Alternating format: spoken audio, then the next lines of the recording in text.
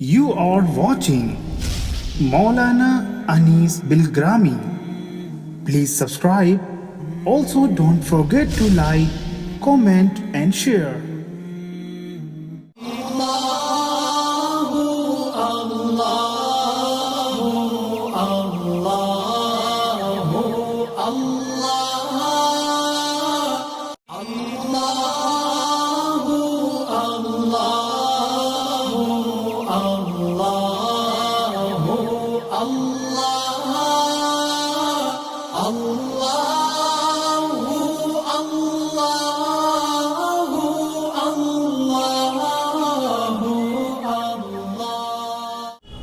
بسم اللہ الرحمن الرحیم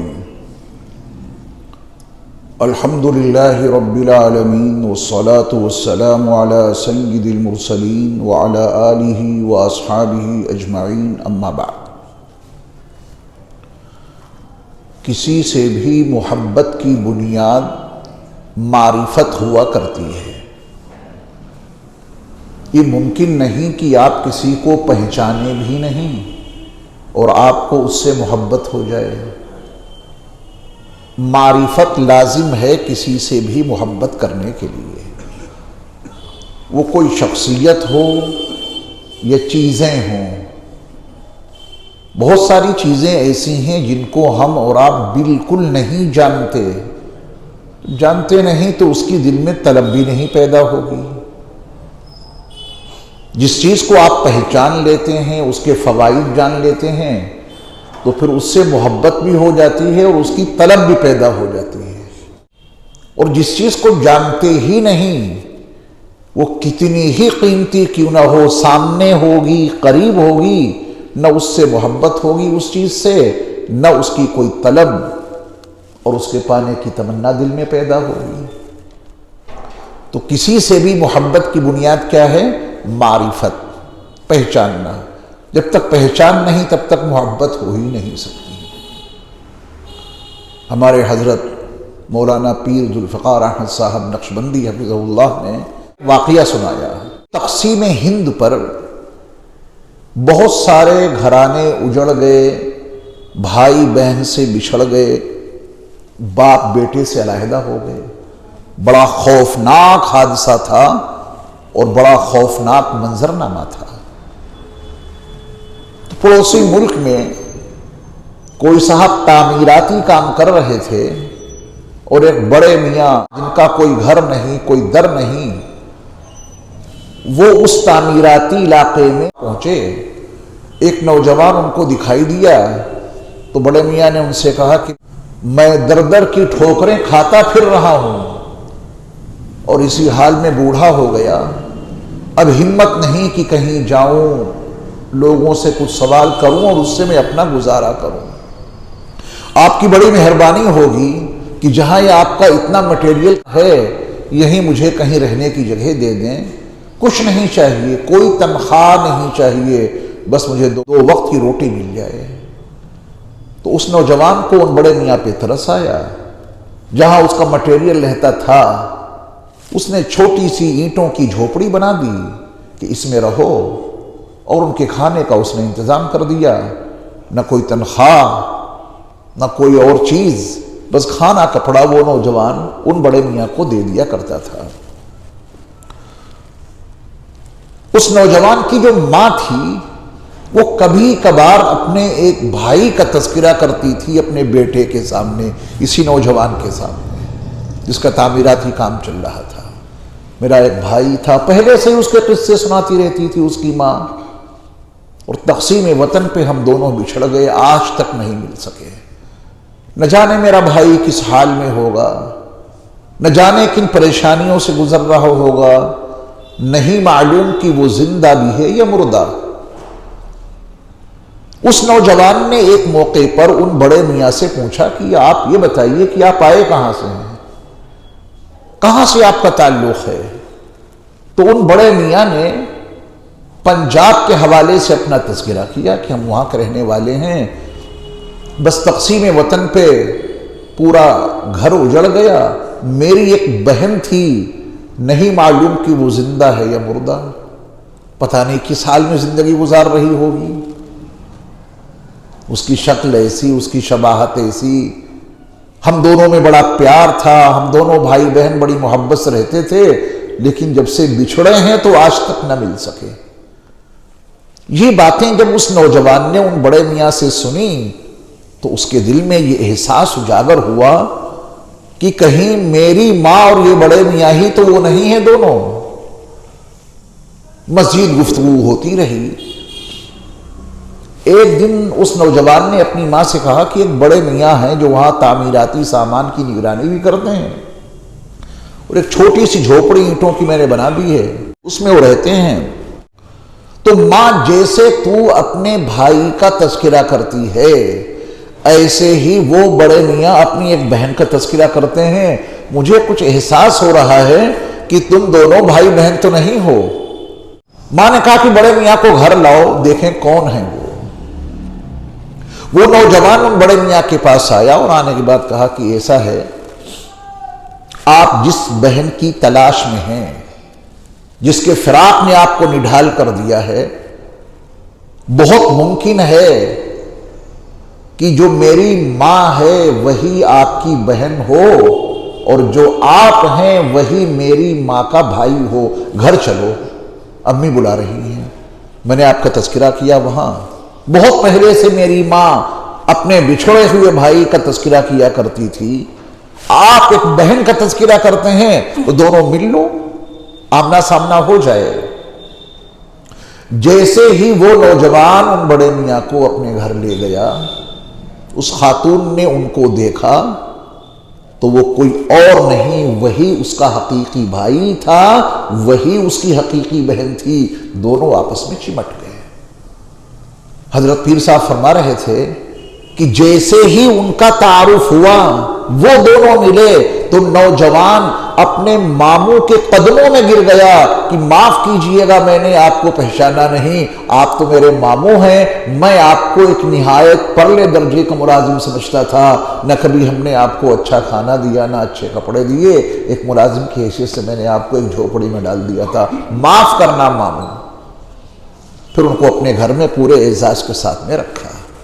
یہ محبت کب پیدا ہوئی؟ جب پہچان ہو گئی۔ جب تک پہچان نہیں، جب تک کچھ بھی نہیں، برتاؤ بھی اچھا نہیں۔ تو محبت کی بنیاد کیا ہے؟ معرفت، پہچان۔ معرفت نہیں تو محبت وجود میں آ ہی نہیں سکتی، پہچان نہیں تو تعلق برپا ہو ہی نہیں سکتا۔ میرے ایمان والے بھائیوں، اگر ہمیں اور آپ کو اپنے اللہ کی معرفت حاصل نہیں ہے تو اللہ سے محبت بھی پیدا نہیں ہو سکتی۔ وہ محبت جو رات کو ہمارے پہلوؤں کو ہمارے بستروں سے جدا کر دے۔ ٹھنڈی رات ہے، اٹھ گئے، بستر سے الگ ہو گئے، وضو کر کے اللہ کی بارگاہ میں کھڑے ہو گئے، یہ تو جب ہی ممکن ہے جب بندے کو اللہ کی معرفت ہو۔ سخت سردی کا موسم ہے، فریضے نماز ادا کرنے کے لیے، اپنے رب کو راضی کرنے کے لیے اللہ کے گھر میں حاضر ہو گئے۔ یہ سب کچھ کب ہو پائے گا؟ جب ان کی معرفت حاصل ہو۔ ہر عبادت کا ہر مجاہدہ، ہر عبادت کی ہر ریاضت، ہر عبادت کی ہر پریشانی اسی میں لطف آنے لگے گا۔ یہ شکوے ختم ہو جائیں گے کہ امام صاحب آپ قیام طویل کر دیتے ہیں، رکوع سجدہ ذرا مختصر کیا کیجئے، آپ تو 4 رکعت پڑھانے میں 10 منٹ لگا دیتے ہیں۔ یہ جھگڑے ختم ہو جائیں گے۔ 4 رکعت کے لیے امام اگر 10 منٹ استعمال کرتا ہے تاکہ تعدیل ارکان کے ساتھ نماز ادا ہو، وہ مقتدی جن کو اللہ کی معرفت حاصل نہیں، جو ٹھونگے مارنا جانتے ہیں، بس سجدے میں گئے، پیشانی رکھی، فوراً اٹھا لیا سر، سجدے سے اٹھ کے قاعدے سے بیٹھ نہیں پائے، دوسرے سجدے میں چلے گئے۔ انہیں اللہ کی معرفت حاصل نہیں ہے تو ایسی بے تکی نماز ادا کرتے ہیں۔ جس دن معرفت مل گئی تو طویل قیام اچھا لگنے لگے گا، طویل رکوع پیارا لگنے لگے گا، طویل سجدے میں بڑا اطمینان ملنے لگے گا، کیونکہ اللہ کی معرفت مل گئی نا۔ ان کی عبادت میں اب جتنا وقت گزرے اتنا ہی اچھا لگے گا۔ امام مسجد کو تو پابند بنایا گیا کہ بہت زیادہ طویل قیام مت کرنا کہ ایک رکعت میں آپ سورہ بقرہ پڑھ دیں، لیکن آپ تنہائی میں تو اپنا قیام طویل کر سکتے ہیں، تنہائی میں آپ اپنا رکوع بہت طویل کر سکتے ہیں، جب اپنی نجی نفل نماز پڑھ رہے ہوں تو آپ اس کا سجدہ بہت طویل کر سکتے ہیں، لیکن یہ سب کچھ اسی وقت ہوگا جب اللہ کی معرفت حاصل ہوگی، اور اللہ کی پہچان نہیں ہے، اللہ کی معرفت نہیں ہے تو ہر عبادت بوجھ لگ جائے گی۔ وَإِنَّهَا لَكَبِيرَةٌ إِلَّا عَلَى الْخَاشِعِينَ، یہ نماز بوجھ ہے لوگوں پر، ہاں جن کے قلوب میں خشوع خضوع موجود ہے ان کے لیے بوجھ نہیں، ان کو اسی نماز میں لطف آتا ہے۔ میں نے اپنی آنکھوں سے وہ منظرنامہ دیکھا کہ جب چھتہ مسجد میں مفتی اعظم ہند حضرت مولانا مفتی محمود حسن صاحب گنگوہی نور اللہ مرقدہ باوجود شدید ضعف کے کہ آپ سے کھڑا بھی نہیں ہوا جاتا تھا، چند طلبہ کے سہارے انہیں کھڑا کیا جاتا تھا، تو عالم یہ تھا کہ حضرت جب کھڑے ہو گئے تو بڑا طویل قیام فرماتے تھے، پھر کھڑے ہی رہتے تھے، بڑا طویل رکوع، بڑا طویل سجدہ فرماتے تھے۔ اس فقیر نے وہ منظرنامہ دیکھا ہے، ہمارے اکابر کا معمول رہا ہے، باوجود شدید ضعف کے طویل قیام کر رہے ہیں، کیوں؟ انہیں اللہ کی معرفت حاصل تھی۔ اللہ تعالی ہم سب کو بھی اپنی معرفت نصیب فرما دے، پہچان لو انہیں، اور ان کو پہچاننے کے لیے کہیں نہیں جانا، قرآن کی 3 دعوتیں قبول کر لو۔ کتنی دعوتیں؟ 3۔ پہلی دعوت تو پہلی وحی میں موجود ہے جو اولین وحی ہے، اقرأ بسم ربک الذی خلق، آپ پڑھیے اپنے اس رب کے نام سے جس نے پوری کائنات کو پیدا کیا، پوری کائنات کو، کائنات کے ہر ذرے میں ان کی معرفت اور ان کی پہچان موجود ہے۔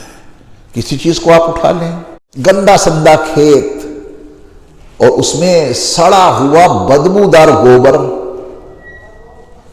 میں بہت بدبو ہوتی ہے نا، اس میں آپ نے گلاب کی چھوٹی سی لکڑی ہری بھری یوں گاڑ دی، گوبر میں، بدبودار گوبر میں، تھوڑے دنوں کے بعد اس میں سے شاخیں پھوٹنے لگیں، پودا بن گیا، کانٹے آ گئے، چھوٹی سی کلیاں، چھوٹی چھوٹی کلیاں لگ گئیں اس میں، وہ کلیاں جب کھلی ہیں تو کتنا حسین گلاب کا پھول دکھائی دے رہا ہے، پنکھڑیاں کس انداز سے سجی ہیں اس گلاب کے پھول کی، اور اس میں خوشبو کتنی مشام جاں کو معطر کر رہی ہے۔ اللہ اکبر، نیچے تو گوبر پڑا ہوا ہے بدبودار، اس میں سے یہ عمدہ حسین دلکش مشام جاں کو معطر کرتا ہوا گلاب کا حسین پھول کس نے بنا دیا؟ اس کی ایک پنکھڑی ہی نہیں، اس کی ہر پنکھڑی کی ہر نس میں میرے رب کی معرفت موجود ہے، بس دیکھنے والی آنکھیں ہونی چاہیے۔ ایک مثال دی میں نے، کائنات کے کسی بھی ذرے پہ آپ نگاہ دوڑائیں، اس میں ہمارے اور آپ کے رب کی پہچان اور معرفت پوشیدہ ہے، کسی بھی ذرے سے آپ ان کی معرفت حاصل کر سکتے ہیں۔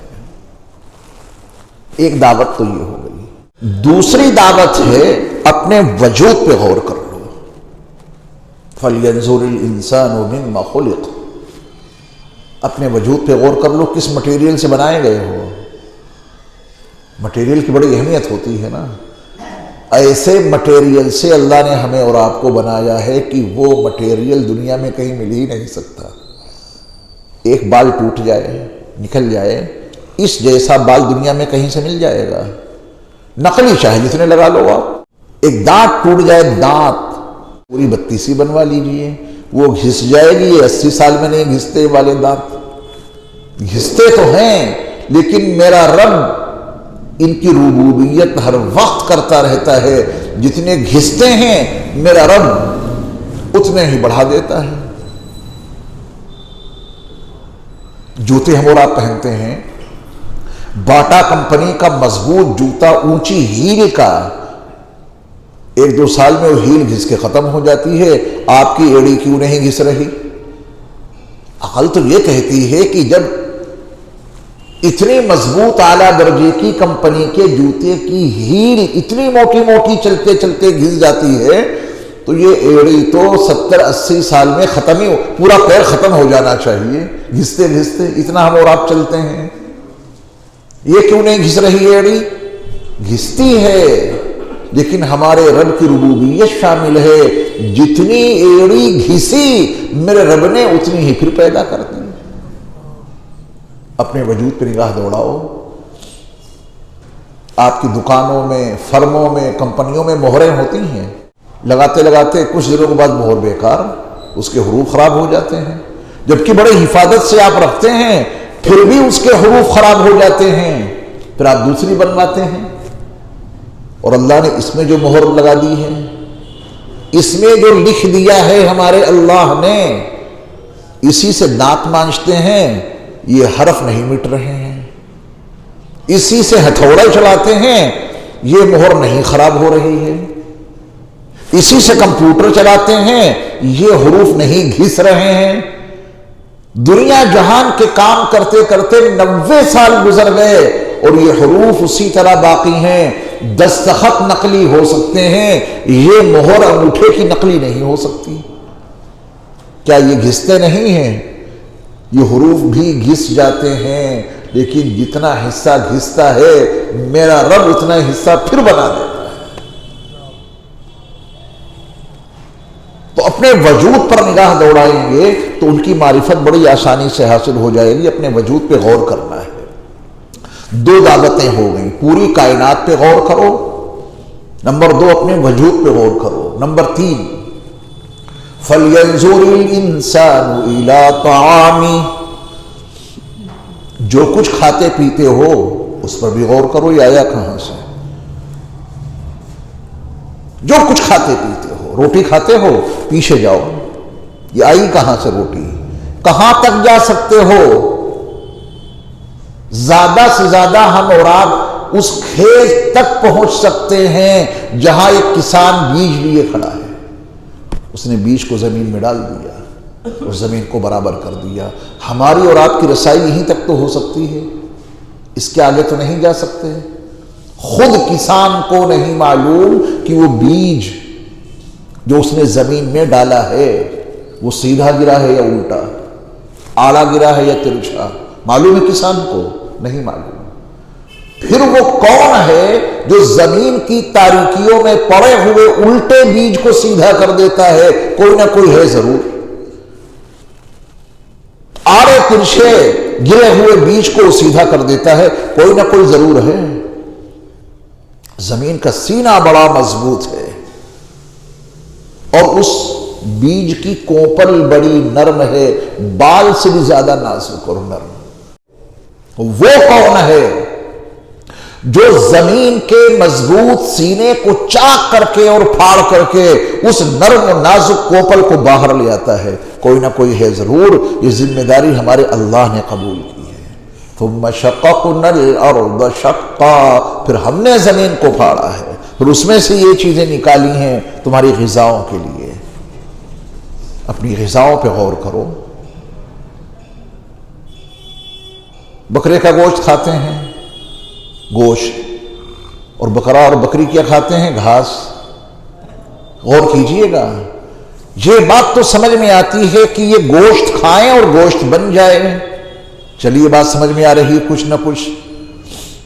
बकरे और बकरी की ग़िज़ा घास, और तैयार क्या हो रहा है? गोश्त। आप यहीं फंस जाएंगे कि ये वेज है या नॉन वेज। जवाब नहीं है किसी के पास। नॉन वेज जब कहते हैं, जब नॉन वेज से ये बदन बना होता बकरे का, उसका तो सारा बदन बना है वेज से, आप इसे नॉन वेज कह देते हैं। शेर को कहिए, शेरनी को कहिए कि वो है नॉन वेज। वो गोश्त खाते हैं, उनका गोश्त बनता है। जो घास खाती है बकरी, उस घास से गोश्त बनता है। सब्जी, کھاتا ہے بکرا، اس سے اس کا گوشت بنتا ہے، تو سارا گوشت تو سبزے کی بدلی ہوئی شکل ہے، شکل بدل گئی ہے۔ اب آپ پانی فریج میں رکھ دیں، وہی جم جاتا ہے تو برف ہو گئی، ہے تو اصل پانی۔ تو بکرا اور بکری کیا کھاتے ہیں؟ گھاس، سبزے، اس سے ان کا گوشت تیار ہوتا ہے، شکل بدل گئی ہے۔ غور کیجئے کہ اس سبزی، اس سبزے سے، اس گھاس سے یہ گوشت کیسے تیار ہو رہا ہے؟ اپنی معقولات، مشروبات کی چیزوں پہ غور کرو۔ دودھ رکھا ہے سامنے، دودھ آپ کے دسترخوان پہ، حکم ہے کہ بعد میں پینا، پہلے اس پہ غور کر لو کہ آیا کہاں سے۔ بھینس کا دودھ ہے آپ کے گلاس میں، کالی کلوٹی بھینس سامنے کھڑی ہے، وہ بھی بھوسا کھاتی ہے، وہ بھی چارہ کھاتی ہے، وہ بھی سبزہ کھاتی ہے، اس کے پیٹ میں گوبر تیار ہوا، اس سے خون بنا، اس غذا سے۔ گوبر اور خون کے درمیان سے من بین فرث و دم لبنا خالصا سائغا للشاربین، اس خون اور گوبر کے درمیان سے یہ دودھ کشید ہو کے اس کے تھنوں میں کس نے بھر دیا؟ تم نے صرف جا کے دودھ دھوا ہے، تیار نہیں کیا ہے، اس دودھ کو تیار کیا ہے تمہارے رب نے۔ تو کھانے پینے کی چیزوں پہ غور کر لو، ان کی معرفت مل جائے گی۔ میں نے 3 چیزیں بنیادی طور پہ ابھی آپ کے سامنے عرض کی۔ کائنات پہ غور کرو جو ہمارے اللہ نے بنائی ہے، کائنات کے کسی بھی ذرے سے آپ ان کی معرفت حاصل کر سکتے ہیں۔ نمبر 2، اپنے وجود پہ غور کرو، ہمارے وجود کا ہر حصہ ان کی معرفت عطا کرتا ہوا نظر آئے گا۔ جو کچھ کھاتے پیتے ہو اس پر بھی نگاہ دوڑا لو، کبھی آپ بسم اللہ والا برکت اللہ پڑھنا بھولیں گے ہی نہیں۔ بھول وہ جاتے ہیں جو کھانے پہ غور نہیں کرتے، بیٹھے اور کھانا شروع کر دیا۔ آپ اگر اس پر غور کریں، دسترخوان پر معقولات اور مشروبات کی جتنی چیزیں موجود ہیں، ان میں سے ہر چیز آپ کو اللہ کی معرفت عطا کر دے گی، اور جب اللہ کی معرفت مل جائے گی تو آپ ان کا نام لیے بغیر کھانا شروع کر ہی نہیں سکتے۔ چینی کے چھوٹے چھوٹے نہایت نپے تلے سفید دانے موجود ہیں، پیچھے جائیے چینی آئی کہاں سے؟ دنگ رہ جائیں گے آپ اپنے رب کی قدرت پر۔ تو بنیاد یہ ہے میرے ایمان والے بھائیوں کہ بغیر معرفت کے محبت حاصل نہیں ہوتی۔ اگر ہم چاہتے ہیں اللہ کی حقیقی محبت ہمیں مل جائے تو اس حقیقی محبت کو پانے کے لیے ان کی معرفت ضروری ہے۔ جس قدر ان کی معرفت ہوگی، جس قدر ان کی پہچان حاصل ہوگی، اسی قدر محبت میں اضافہ ہوتا چلا جائے گا۔ اور اگر انہیں پہچانتے ہی نہیں، انہیں جانتے ہی نہیں، ان کی معرفت ہی حاصل نہیں، ان کی قدرت کے کمالات کا علم ہی نہیں، تو پھر محبت نہیں ہوگی جو مطلوب ہے۔ اللہ ہم سب کو اپنی معرفت بھی عطا فرمائے اور اپنی حقیقی اور سچی محبت بھی عطا فرمائے۔ آمین یا رب العالمین۔